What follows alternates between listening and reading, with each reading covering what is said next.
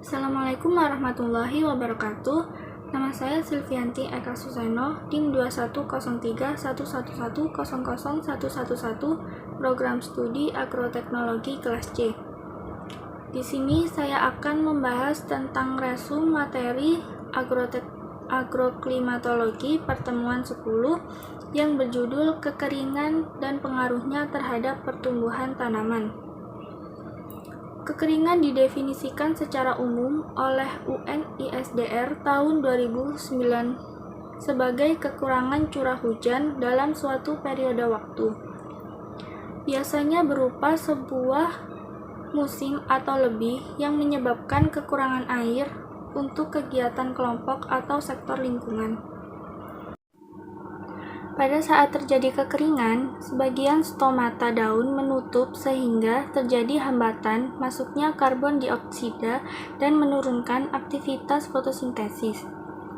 Selain menghambat aktivitas fotosintesis, cekaman kekeringan juga menghambat sintesis protein dan dinding sel. Pengaruh cekaman kekeringan tidak hanya menekan pertumbuhan dan hasil, bahkan menjadi penyebab kematian tanaman. Penyebab kekeringan ada beberapa faktor, yaitu faktor meteorologi, faktor hidrologi, faktor agronomi, faktor prasarana sumber daya air, faktor penegakan hukum, dan faktor sosial ekonomi. Jenis-jenis kekeringan. Yang pertama ada kekeringan alamiah. 1. Kekeringan meteorologis, kekeringan hidrologis, kekeringan agronomis, dan kekeringan sosial ekonomi. Yang kedua ada kekeringan yang diakibatkan oleh perilaku manusia atau kekeringan antropogenik, berupa kebutuhan air lebih besar daripada pasokan yang direncanakan. Yang kedua, rusaknya kawasan sumber air akibat perbuatan manusia. Cekaman kekeringan. Yang pertama, respon fisiologi dapat menurunkan fotosintesis, penutupan stomata, dehidrasi pada sel mesofil daun dapat menyebabkan kerusakan organ-organ fotosintesis.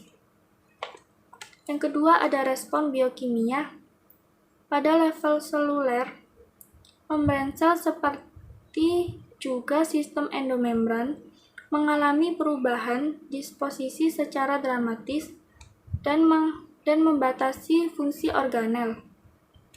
Ketika sel terkena cekaman air, rigiditas dari dinding sel akan menyediakan perlindungan secara mekanik.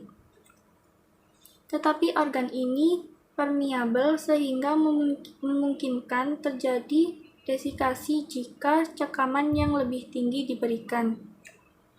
Yang ketiga ada respon molekuler.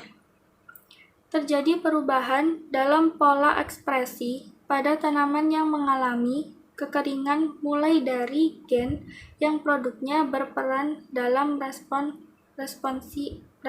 awal.